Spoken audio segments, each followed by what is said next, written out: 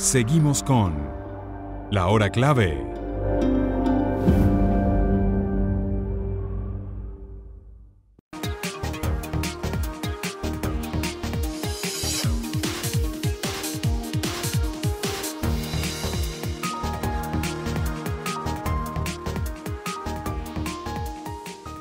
Regresamos con La Hora Clave. Recordamos que pueden enviar sus preguntas, también sus comentarios a la etiqueta numeral La Hora Clave. Le damos la bienvenida a nuestro invitado Abiel Saraiva. Abiel es psicólogo, psicoanalista también, y del equipo de SECODAP, que ha preparado este estudio tan interesante sobre y que el está cual haciendo un trabajo hablamos. excelente. Aprovecho Bienvenido. Gracias. para comenzar felicitándolos, porque verdaderamente, sobre todo en un país, como digo yo, donde las cifras brillan por su ausencia, sin embargo ustedes son de los pocos que están de verdad trabajando para tener una correcta radiografía de la situación, ¿no? ¿Cómo está afectando todo esto a los niños? Es nuestro objetivo. Este resultado que ustedes tienen de esta investigación. Bueno, parte del gran problema que tenemos es que dimensionar la crisis que estamos viviendo y que estamos atravesando los venezolanos es sumamente complejo, porque no hay datos oficiales que nos permitan decir qué es efectivamente el alcance de lo que está sucediendo. Ahora, nosotros desde SECODAP hemos tenido una preocupación histórica de dar respuesta justo a los problemas que afectan a la niñez, y hoy en particular estamos viendo el problema de la niñez dejada atrás como un problema clave que afecta a miles de niños y adolescentes en Venezuela hoy. ¿Por qué los afecta? Porque bueno, los referentes afectivos más importantes, claves, que son los padres, dentro de un proceso esperable de crianza, alguno de los dos o los dos se van y queda el niño o la niña pues al cuidado de familiares, conocidos o personas que no son necesariamente del entorno inmediato del niño, y por supuesto esto produce un quiebre dentro de la dinámica familiar. Bueno, fíjate que nosotros comentamos al principio que se podría tender a pensar que como en los años de niñez o de infancia, la persona es como más adaptable, y si tú te cambias de país o te cambias de colegio, la cosa no es tan grave. En el fondo yo creo que hay una proyección que va por dentro, y eso es lo que yo quería saber un poco, los resultados de las indagaciones que ustedes han hecho. Es decir, realmente cómo se están quedando esos niños, cómo se están sintiendo esos niños. Sí, mira, es crítica la situación, crítica en el sentido de que los niños experimentan una fuerte vivencia de abandono, de miedo, de rabia, de impotencia, y parece paradójico porque por momentos encontramos que papá o mamá se fue, el niño lo extraña increíblemente, pero a la vez no desea establecer comunicación cuando estos llaman a entrar en contacto con el niño. ¿Y por qué? Bueno, por una razón fundamental, y tiene que ver justamente con que cada vez que el niño inclusive tiene contacto con el padre, esto le produce también dolor, porque es volver a actualizar esa experiencia de que papá o mamá no están en casa. Entonces esto es un problema importante, porque los niños necesitan, y sobre todo durante los primeros años de vida, referentes emocionales claves que puedan ser una base segura sobre la que el niño se pueda orientar y pueda aproximarse a la experiencia de la vida. El problema está en que esta base se va, el niño queda al cuidado de una persona. A lo mejor es un familiar, es un familiar, un tío, un abuelo, un vecino. Puede ser alguien con la mejor intención. Ahora, no necesariamente esta persona está preparada para lo que va a recibir, porque de repente tenemos abuelos de 80 años que están ocupándose de niños de 6, 7 años, es decir, la energía que requiere el cuidado de un niño con estas características es complicado. Luego hay un tema de recursos, muchas veces estos familiares con quienes queda el niño en cuidado, pues de alguna manera tienen que afrontar en las primeras de cambio sostener a un niño con unos costos materiales que son bien importantes, con la esperanza de que papá o mamá de este niño pueda enviar algún tipo de remesa que le permita a la familia subsistir. Pero eso no significa, ni siquiera hay garantías de que los recursos que el papá o mamá disponen desde afuera vayan a llegar de forma plena al niño. Entonces, bueno, esto agrava la situación notablemente. Ahora, en los estudios de SECODAP, bueno, ya sabemos la magnitud del problema de la diáspora, la llamada diáspora, ¿no? Pero en este caso concreto de los niños que se quedan, que no son abandonados, sino que se quedan por una necesidad perfectamente comprensible, ¿no? ¿Tienen algunas cifras ustedes o estiman los alcances en términos de, como datos más precisos? Mira, en términos totales de cuántos son los niños que en este momento se encuentran en esta situación, nosotros no poseemos un dato grueso. Ahora, ¿qué te puedo decir? En este momento, cerca del 40%, por ejemplo, de las solicitudes que estamos recibiendo en el servicio de atención psicológica que prestamos en SECODAP, se encuentran relacionadas con este tema. Bien, en varias etapas. bien porque papá y mamá se fueron y el niño ya se encuentra en esta situación. Ese es uno de los escenarios. Tenemos un segundo escenario donde papá y mamá están pensando en irse y quieren preparar el terreno, y en otras ocasiones llegan los familiares quienes ya han recibido a este niño y te dicen, mira, no sé qué hacer, ¿ok? Porque el problema es que papá y mamá se van, y si tuviéramos una perspectiva clara de cuándo el niño vuelve a reencontrarse con su familia, pues diríamos, mira, es una situación temporal que se va a manejar de tal o cual forma. Pero por lo general papá y mamá se van y no sabemos cuándo se reencuentran. Y quisiera añadir un tercer elemento. Sí, porque eso queda como en el aire. Claro, queda como en el aire. Y viene un problema adicional, y es el siguiente. Cuando papá y mamá están juntos y se va uno de los dos, queda el referente afectivo, pues papá o mamá en casa, que está, que apoya, que sostiene, pero que adicionalmente a eso, ese referente afectivo tiene de alguna manera la posibilidad, o hay la esperanza más clara de que la familia se vuelva a reencontrar. Ahora, ¿qué pasa en aquellos casos donde los padres están separados? Y esto abunda en los casos. Entonces puede suceder que quien se fue primero fue papá, y papá, cuando se va, promete, todos los papás prometen, mira, sí, yo voy a volver, nos vamos a encontrar, yo voy a mandar recursos. Y ahora por el acceso a las redes sociales, pues encontramos que los niños se dan cuenta que papá o mamá que están fuera dicen, yo voy a volver, te voy a traer, pero en estas vacaciones, por ejemplo, no, porque no tengo suficiente dinero. Y entonces papá o mamá montan fotos en redes sociales viajando, trayendo a la pareja, y esto produce una sensación de rabia e impotencia muy fuerte en los niños, porque de alguna manera se dan cuenta de si este mensaje que papá o mamá dan son congruentes. Ahora, eso es un estímulo, ese es un estímulo sin duda también para la tendencia a los actos delictivos, ¿no?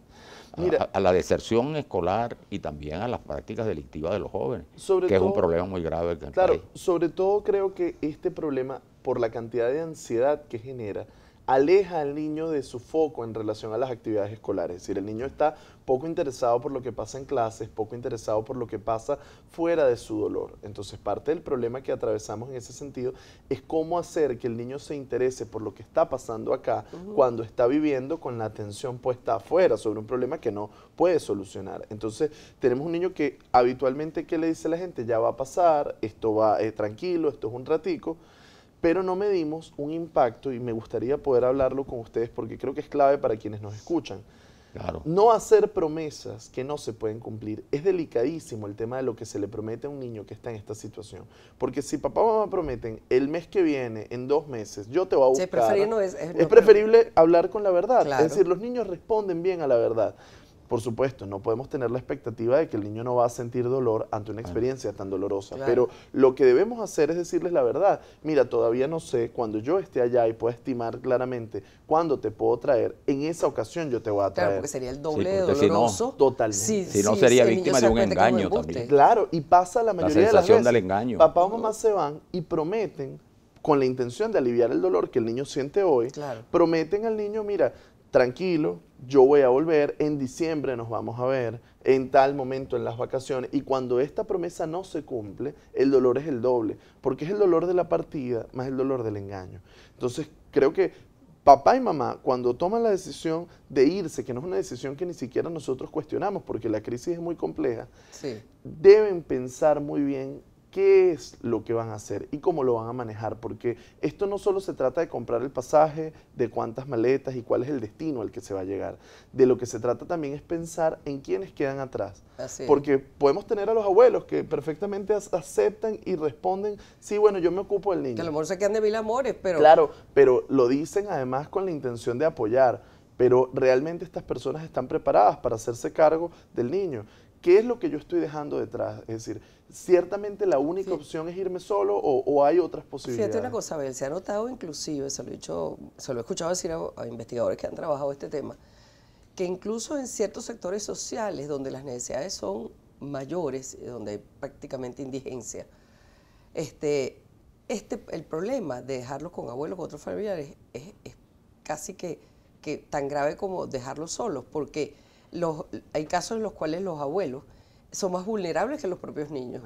Y los niños terminan, qué sé yo, a veces pidiendo limosna para ayudar al abuelo, lo que sea. Pero hablando de eso, ¿a qué sectores sociales está afectando esto mayormente? Mira, cuando nosotros empezamos a ver este fenómeno de manera más marcada, ya hace más de un año, nosotros veíamos que quienes estaban yéndose inicialmente podían ser familias de clase media que tendrían acceso a ciertos recursos para poder irse, y veíamos que esta situación se presentaba. Ahora, lo que nos ha revelado este 2018 es que este fenómeno está afectando a todas las clases sociales, es decir, las personas con más recursos se están yendo, pero de hecho las personas con más recursos son más propensas a irse completa la familia. Vamos viendo que es mucho más el riesgo en sectores populares, porque papá o mamá se van como sea, como se pueda. Antes pensábamos... Y con un futuro incierto. Con un futuro incierto. Ahora, por ejemplo, en sectores tan populosos como la Cota 905, donde nosotros realizamos un trabajo cotidianamente, vemos que en ese contexto las familias se están yendo y los chamos están quedando al cuidado de los abuelos. Ahora, el problema está en justamente los abuelos ya están dejando de comer. Es decir, en condiciones normales Exacto. los abuelos están dejando de comer para que puedan comer los nietos, porque además existe este prejuicio perverso de pensar como el abuelo o la abuela va de salida, es decir, ¿qué Sí. importa que sea él o ella quien se prive del Sí, alimento? qué terrible. Entonces, porque pareciera que hay que, es decir, restar de allá para los que vienen. Y ojo, acá la clave es que son tan importantes los abuelos Los unos como como los los niños. otros, Es decir, claro.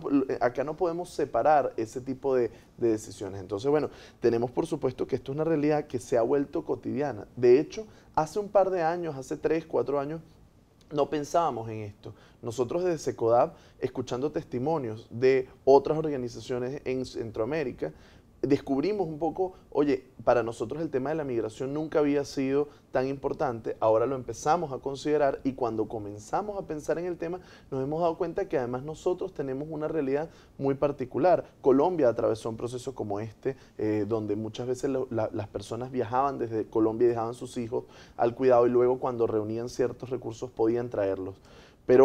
Y quiero añadir Los países centroamericanos. Centroamericanos. En Centroamérica Claro. hay una tradición muy grande de esto, pero para nosotros es un fenómeno nuevo. Claro. Es Nuevo un fenómeno completamente. donde no nos habíamos preparado debidamente, donde estamos descubriendo el alcance, el impacto de esto, y que adicionalmente nos plantea otro reto, ¿no? Porque tenemos los niños que se quedan y también tenemos los niños que están cruzando la frontera, que están en este proceso. Entonces tenemos dos realidades. Como nosotros estamos acá en Venezuela, pues nuestra preocupación inmediata es cómo podemos hacer para apoyar a esos niños y a esas familias que quedan, porque lo que es inequívoco, lo que es muy claro es que estas familias necesitan apoyo. Enfrentar un proceso del dolor, de la pérdida de un familiar, del cambio de la dinámica, del cambio de la rutina y de la incertidumbre puede ser muy duro de llevar, y por eso creemos que es importante orientar y acompañar a las familias en ese sentido. ¿Y qué feedback han tenido ustedes o qué respuesta de este proceso con los niños? Mira, la respuesta de los niños y la respuesta con los niños... ¿Sabes sí. por qué te lo pregunto? Pues que ustedes dicen, y además es una experiencia muy humana, ¿no? Que nada sustituye la presencia de unos padres. duda. Así sea el tío o la tía más amorosa. Los padres, como tú dices, son un referente insustituible. El asunto está en que nosotros todos en la vida podemos arrastrar heridas. El problema es que transformemos esas heridas y ese dolor en un dolor que sea fecundo, que nos ayude a crecer, que nos permita adaptarnos. Porque lo que sería una ilusión es decir, mira, con el trabajo que estamos haciendo vamos a evitar que a los niños les duela. No, y esto lo tienen que saber muy claramente los padres y todos quienes están en el entorno del niño. La ida de los padres produce dolor. Es decir, no hay manera de evitar ese dolor. Ahora, ¿qué hacemos con ese dolor? Esa es la clave, ¿no? Nos aferramos al sufrimiento, nos quedamos anclados allí, que eso puede afectar inclusive la posibilidad de que el niño se mantenga en la escuela, que el niño pueda adaptarse, participar de otras actividades, o ayudamos a que ese dolor sea una experiencia manejable, una experiencia a través del cual el niño pueda funcionar. Fíjate que creo que el mejor ejemplo para ilustrar esto es, la vida es como un mazo de cartas. Nos dan las cartas, no elegimos qué cartas nos tocaron ahora, pero sí podemos elegir cómo jugarlas. Entonces, parte de lo que tratamos de acompañar a los niños y a sus familias es cómo jugar esas cartas con la realidad que tienen. No tenemos otra realidad para ofrecer, tenemos esta. Ahora, cómo construimos esta es fundamental. Y pasa por un asunto súper sencillo, muy profundo, pero muy sencillo. Poner eso que se siente en palabras. Porque pareciera que el dolor es algo que debemos llevar guardado, que No, hay debemos que llevar a sacarlo. cuesta, y todo lo contrario, el dolor hay que Exacto. ponerlo afuera, hay que hablarlo, hay que pensarlo para poder hacer algo con él. Claro. Oye, Abel, muchísimas gracias. Ha sido muy interesante A todo lo que ustedes. nos has Gracias por contado. venir. Gracias. A ustedes, muchísimas gracias. Vamos a la pausa y regresamos.